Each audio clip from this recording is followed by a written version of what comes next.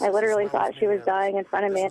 Iditarod officials originally reported musher Brenda Mackey scratched in Tanana with 14 healthy dogs in harness.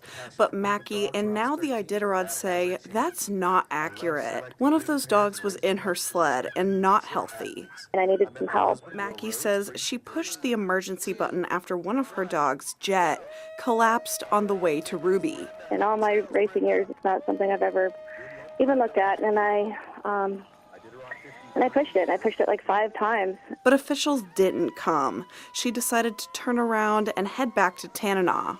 By the time I get back, her eyes look normal. She was able to stand, and I don't think it was really taken very seriously because she did look good when she got back to the checkpoint. Mackey assumed her team's Iditarod run was over after using her emergency button. I didn't even consider myself scratched. I thought I was disqualified for pushing my button on my tracker when I was trying to get help for my dog out on the trail, and so I just assumed when I came back to the checkpoint that I had been disqualified. Mackey says she thought she was signing forms saying she was disqualified for using her emergency button, but instead she says it was a form to scratch. I mentioned I had pushed my button, and he said, well, we hadn't received any signal of that.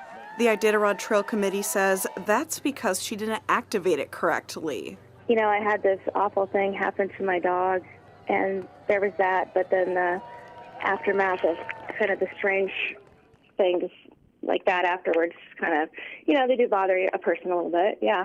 Mackey ultimately made the decision to fly Jet to Anchorage for further veterinary care. She says the dog's lab work shows abnormalities, and she's waiting for more test results.